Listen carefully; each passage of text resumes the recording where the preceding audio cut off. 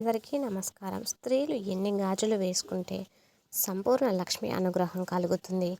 స్త్రీలు మరియు పురుషులు చాలామంది చేతికి దేవుడి బొమ్మ ఉన్నటువంటి ఉంగరాన్ని ధరిస్తూ ఉంటారు.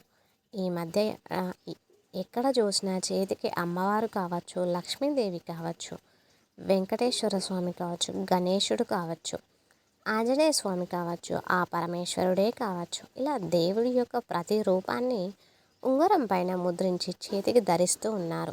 దేవుడి రూపం ఉన్నటువంటి ఉంగరాన్ని ధరించినప్పుడు ఎటువంటి నియమాలను పాటించాలి, ముఖ్యంగా మాంసాహారం తినవచ్చా, అలాగే నెలసరి ఉన్న ఆడవాళ్ళు, ఏటి సూతకం ఉన్నవాళ్ళు ఈ దేవుడి బొమ్మ ఉన్నటువంటి ఉంగరాన్ని చేతికి వేసుకొని ఉంచవచ్చా, అలాగే ఈ ఉంగరాన్ని ఎటువైపు ధరించాలి, ఏ వేలికి ధరించాలి అనే విషయాలను ఇప్పుడు ఈ వీడియోలో ద్వారా మనం తెలుసుకుందాం.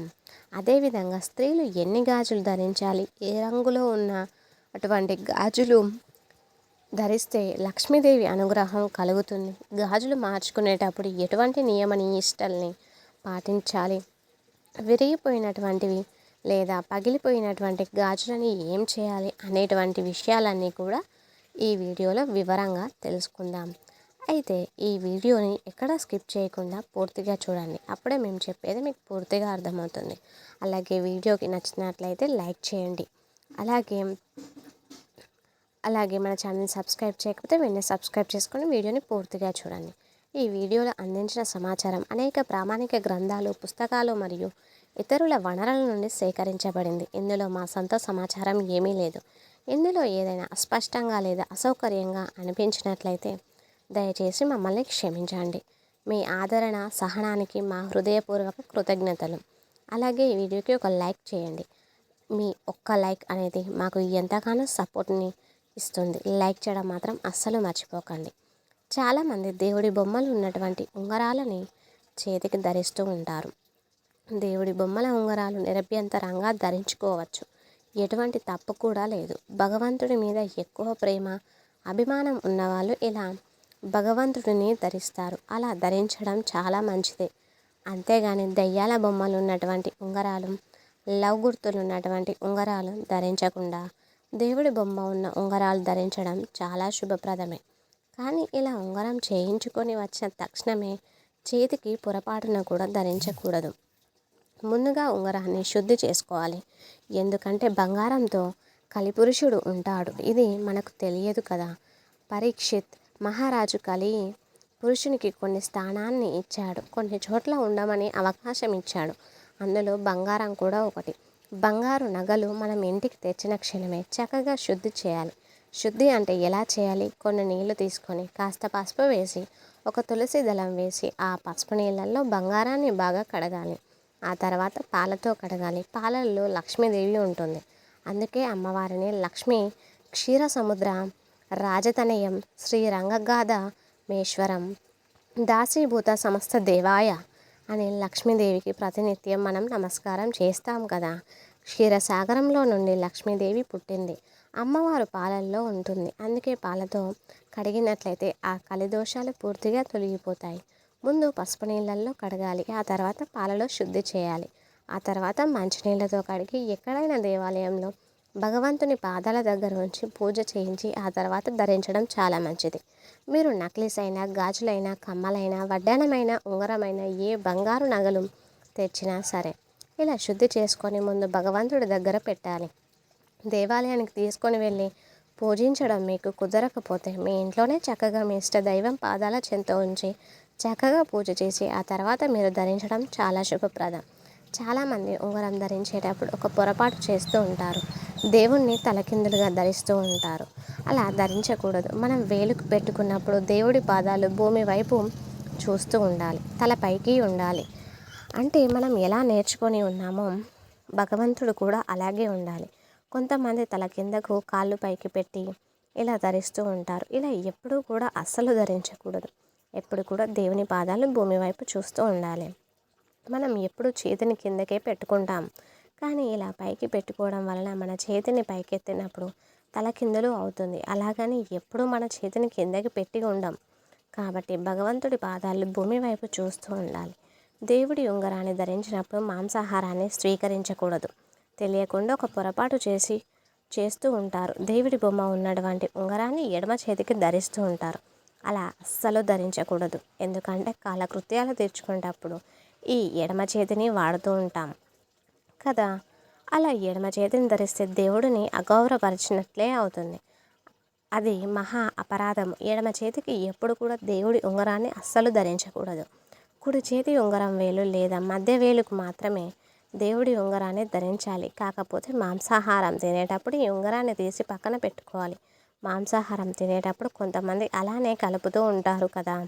వెంకటేశ్వర స్వామి కావచ్చు, అమ్మవారి ఉంగరం కావచ్చు, ఈ మాంసాహారం కలిపేటప్పుడు అది వాళ్లకు నివేదన చేసినట్లు అవుతుంది. అది మహా అపరాధం. స్త్రీలు కావచ్చు, పురుషులు కావచ్చు, మాంసాహారం తినేటప్పుడు దేవుడి యొక్క ఉంగరాన్ని తీసి పక్కకు పెట్టాలి. అదేవిధంగా స్త్రీలు భగవంతుడి ఉంగరాన్ని చేతికి ధరించవచ్చా అంటే నిరభ్యంతరంగా ధరించుకోవచ్చు. ఎటువంటి తప్పు లేదు. ఏటి సుతకంలో ఉన్న వాళ్ళు కూడా దేవుడి ఉంగరాన్ని చక్కగా ధరించుకోవచ్చు. స్త్రీలు నెలసరి సమయం ఉన్నప్పుడు ఆ భగవంతుని ఉంగరాన్ని తీసి పక్కకు పెట్టాలి. మళ్ళీ 5వ రోజు తలస్నానం చేసిన తర్వాత చక్కగా పసుపు నీళ్ళల్లో పాలల్లో కడిగి మళ్ళీ భగవంతుడి పాదాల దగ్గర పెట్టి పూజ చేసుకొని కళ్ళకద్దుకొని మళ్ళీ ధరించడం చాలా శుభప్రదం. స్త్రీలు ఎప్పుడు కూడా పంచమాంగళ్యాలను ధరించాలని మనకు ప్రాచీన గ్రంథాలు అలాగే తాళపత్ర నిధి చెబుతుంది. స్త్రీలు ఎప్పుడు 5 వస్తువులను ధరించాలి. సుమంగళి స్త్రీలు పసుపు, కుంకుమ, పూలు, గాజులు, మెట్టలు, మాంగళ్యం. ఈ 5 వస్తువులలో గాజులు కూడా అతి ముఖ్యమైనవి. చేతికి గాజులు ధరించేటప్పుడు స్త్రీలు కొన్ని నియమాలను పాటించినట్లయితే లక్ష్మీదేవి అనుగ్రహం పరిపూర్ణంగా కలుగుతుంది. స్త్రీలు మట్టి గాజులు కలపకుండా బంగారు గాజులు ఎప్పుడు కూడా ధరించకూడదు. బంగారు గాజులతో పాటు 2 మట్టి గాజులను కూడా తప్పనిసరిగా ధరించాలి. మట్టి గాజులు అంటే లలిత పరమేశ్వరికి, పార్వతీదేవికి చాలా ఇష్టమట. కాబట్టి స్త్రీలు బంగారు గాజులతో పాటు కనీసం 2 మట్టి గాజులైనా తప్పనిసరిగా ధరించాలి. పూర్వకాలంలో బాగా ఉన్నటువంటి కోటీశ్వరుడు బంగారు గాజులను ధరించేవాళ్ళు.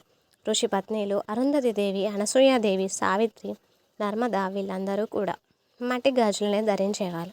చెప్పాలంటే బంగారు గాజుల కంటే కూడా శ్రేష్టమైనవే ఈ మట్టి గాజులు. స్త్రీలు ప్రతినిత్యం కూడా మట్టి గాజులను ధరించినట్లయితే ఆ లక్ష్మీదేవి అనుగ్రహం పరిపూర్ణంగా కలుగుతుంది. ఆడవారు చేతులకు గాజులను వేసుకోవాలన్న ఆచారం అనాదిగా కొనసాగుతూనే ఉంది. ఆడవారు అందంగా ముస్తాబవడంతో పాటు చేతులకు నిండుగా గాజులను వేసుకోవడం మన సాంప్రదాయంగా మారింది. ఒక రకంగా చెప్పాలంటే ఆడవారికి ఇష్టమైన ఆభరణాల్లో గాజులు కూడా ఒకటి అని చెప్పాలి. అందుకే పెళ్ళి అయిన ప్రతి స్త్రీ చేతులకు నిండుగా గాజులను వేసుకుంటారు. ఈ గాజులే స్త్రీ సౌభాగ్యాన్ని సూచిస్తాయి. కానీ ప్రస్తుత ఫ్యాషన్ యుగంలో చేతిలో గాజులను వేసుకోవడం అనేది నామోషిగా ఫీల్ అవుతున్నారు. ఏదో పల్లెటూరులోనే, సిటీలలో ఉండే కొందరు ఆడవాళ్ళు మాత్రమే ఖచ్చితంగా గాజులను ధరిస్తున్నారు. ఇక ఆఫీసులకు వెళ్తే ఆడవారు మాత్రం ఒక చేతికి వాచ్, మరో చేతికి ఒక గాజు మాత్రమే వేసుకుంటున్నారు. మరి కొందరు ఆడవారైతే కేవలం పెళ్ళిళ్ళు, పండుగలు, ఫంక్షన్లకు మాత్రమే గాజులు వేసుకోవడానికి ఇంట్రెస్ట్ చూపిస్తున్నారు. లక్ష్మి అనుగ్రహం కలగాలంటే ఆడవాళ్ళకు చక్కగా కుంకుమ బొట్టు పెట్టుకోవాలి. ఇక ఆడవాళ్ళు ఏ రంగులో ఉన్న గాజులను ధరించు శుభప్రదం అంటే ఆకుపచ్చ రంగు ఉన్నటువంటి గాజులు, పసుపు రంగు గాజులు, ఎరుపు రంగు గాజులు ధరించడం చాలా శుభప్రదం. ఆకుపచ్చ రంగు గాజులు అంటే పార్వతీదేవికి, లలితాదేవికి చాలా ఇష్టమట. అమ్మవారిని ఉపాసించే అటువంటి వాళ్ళు, అమ్మవారి భక్తులు ఆకుపచ్చ రంగు గాజులను ధరించండి. అలాగే లక్ష్మీదేవికి పసుపు, ఎరుపు గాజులు అంటే చాలా ఇష్టం. గులాబీ రంగులో ఉన్నటువంటి గాజులు, ఎరుపు, పసుపు గాజులు లక్ష్మీదేవికి చాలా ప్రీతికరం. ఈ రంగు గాజులను ధరించినట్లయితే లక్ష్మీదేవి అనుగ్రహం మీకు తప్పకుండా కలుగుతుంది. ఇక చిన్నపిల్లలు స్కూల్కి వెళ్ళేటప్పుడు, వాళ్ళు కాలేజీకి వెళ్ళేటువంటి అమ్మాయిలు తెల్లని గాజులను ధరించడం చాలా శుభప్రదం. ఎందుకంటే తెలుపు అనేది సరస్వతి దేవికి చాలా ఇష్టమైన రంగు. కాబట్టి తెల్లని గాజులు విద్యార్థులు ధరించినట్లయితే సరస్వతి మాత అనుగ్రహం కలుగుతుందని తాళపత్ర అనేది గ్రంథంలో మనకు చెప్పి ఉన్నారు. ముఖ్యంగా గాజులను గురువారం ధరించడం చాలా శుభప్రదం. గురువారం కనుక కొత్త గాజులను ధరించినట్లయితే సుమంగళి యోగం, సుఖ సంతోషాలు, అష్టైశ్వర్యాలు కలుగుతాయని పురాణాలు చెబుతున్నాయి. ముఖ్యంగా మంగళవారం రోజున ఎటువంటి పరిస్థితుల్లోనూ స్త్రీలు కొత్త గాజులను ధరించకూడదు. కొత్త గాజులను గురువారం రోజున ధరించడం చాలా మంచిది. అలాగే సోమవారం, బుధవారం, శనివారం రోజులలో గాజులని మార్చుకోవచ్చు. అంటే పాత గాజులను తీసేసి వేరే గాజులని వేసుకోవచ్చు.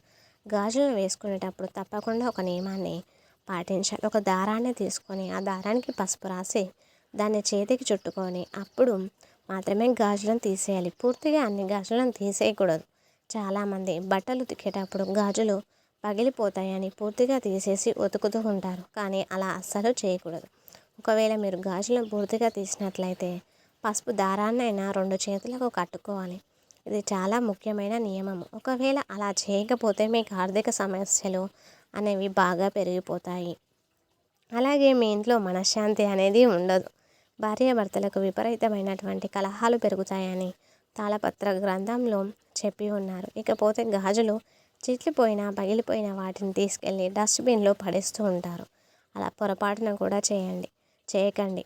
ఇంతవరకు మీ చేతికి ఉన్నటువంటి గాజులు ఎంతో పవిత్రమైనవి. సాక్షాత్తు మీరు భగవంతుని దగ్గర పెట్టి పూజించి మీరు ధరించారు కదా. అటువంటి గాజులు పగిలిపోయినా చిట్లిపోయినా ఎవరు తొక్కనటువంటి ప్రదేశంలో కానీ, నదిలో కానీ, చెరువులో కానీ వేయడం చాలా మంచిది. అంతేకాని డస్ట్బిన్లో కానీ లేదా అందరూ తిరిగేటువంటి ప్రదేశాల్లో అస్సలు వేయకూడదు. అంతేకాకుండా గాజులను తొక్కడం అస్సలు మంచిది కాదు. స్త్రీలు ఎన్ని గాజులు ధరిస్తే శుభప్రదం అంటే కుడి చేతికి 6, ఎడమ చేతికి 6, మొత్తం 12 గాజులు ధరిస్తే చాలా శుభప్రదం. ప్రస్తుతం ఉన్నటువంటి సమాజంలో ఒక్కొక్క గాజు ధరించడం ఎక్కువగా అలవాటైపోయింది. కానీ అలా అస్సలు ధరించకూడదు. కనీసం ఒక్కో చేతికి 3 గాజులైనా వేసుకోవాలి. అంటే మొత్తం 6 గాజులైనా ధరించాలి. అలా కూడా కుదరని పక్షంలో కనీసం ఒక్కో చేతికి 2 గాజులైనా ధరించాలి. మీరు బంగారు గాజులను ధరిస్తున్నట్లయితే ఒక్కో చేతికి కనీసం 2 మట్టి గాజులైనా ఉండే విధంగా చూసుకోవాలి. ఇలా కనుక ధరిస్తే లక్ష్మీదేవి అనుగ్రహం మీకు కలుగుతుంది. మీరు ఎప్పుడు పుట్టింటికి వెళ్ళినా పుట్టింటి వాళ్ళ దగ్గర నాకు మట్టి గాజులు కొనివ్వండి అని అడగండి. మీరు పుట్టింటి దగ్గర నుంచి మట్టి గాజులను తెచ్చుకుంటే మీకు మంచి సౌభాగ్యం కలుగుతుంది. అలాగే కొనిచ్చిన అటువంటి పుట్టింటి వాళ్ళకు కూడా లక్ష్మీదేవి అనుగ్రహం లభిస్తుంది. అలాగే పుట్టింటి వాళ్ళు సుఖ సంతోషాలతో ఉంటారు కాబట్టి పుట్టింటి వాళ్ళ దగ్గర నుండి గాజులను తీసుకొని రావడం చాలా శుభప్రదం. ముఖ్యంగా మీరు ధరించిన గాజులని తీసి వేరే వాళ్ళకి అస్సలు ఇవ్వకూడదు. చాలామంది ఏం చేస్తుంటారంటే ఒక 4 గాజులు ఎక్కువ ఉంటే కొన్ని తీసేసి వేరే వాళ్ళకి ఇస్తుంటారు. నువ్వు వేసుకో, నాకు ఈ గాజులు ఎక్కువైపోయాయి అని స్నేహితులతో అంటుంటారు. కానీ అలా పొరపాటున కూడా ఇవ్వకూడదు. మీరు ధరించిన బంగారు గాజులైనా మట్టి గాజులైనా సరే తీసి వేరే ఆడవాళ్ళ మీరు అలా ఇస్తే కనుక మీ సౌభాగ్యాన్ని వేరే వాళ్ళకు పంచి ఇచ్చినట్లు అవుతుంది. కాబట్టి మీరు ధరించినటువంటి మాంగళ్యము, పూలు, బొట్టు, అలాగే మీరు ధరించినటువంటి గాజులు వేరే స్త్రీలకు పొరపాటున కూడా అస్సలు ఇవ్వకూడదు. ఈ నియమాన్ని స్త్రీలు బాగా గుర్తుపెట్టుకోండి. అలాగే ఈ విషయాన్ని కూడా అందరికీ చెప్పండి. అలాగే ఇంకొంతమంది స్త్రీలు ఒక పొరపాటు చేస్తూ ఉంటారు. ఒక చేతికి గాజులు వేసుకొని మరొక చేతికి వాచ్ పెట్టుకొని ఉంటారు. కానీ అలా కూడా అస్సలు చేయకూడదు. ఒంటి చేతికి గాజులు ఉండకూడదు. 2 చేతులకి గాజులను ధరించడం వల్ల లక్ష్మీ అనుగ్రహం కలుగుతుంది. మట్టి గాజుల్లో కూడా కొన్ని కలర్స్ ఉన్న మట్టి గాజులు వేసుకుంటే చాలా మంచిది. ఎరుపు రంగు గాజులు వేసుకుంటే సుమంగళి తత్వం. అలాగే మీ పనులన్నీ కూడా మంచి కాన్ఫిడెన్స్తో చేస్తారు. ఆకుపచ్చ రంగు గాజులను వేసుకుంటే వృత్తి, ఉద్యోగం, వ్యాపారం రంగంలో మీరు విశేషంగా రాణిస్తారు. పసుపు రంగులో ఉన్న గాజులను మీరు వేసుకున్నట్లయితే సమాజంలో మీకు మంచి పేరు వస్తుంది. అలాగే బంగారు రంగు గాజులు ఉన్న మట్టి గాజులు వేసుకుంటే విశేషంగా లక్ష్మి కటాక్షం కూడా కలుగుతుంది.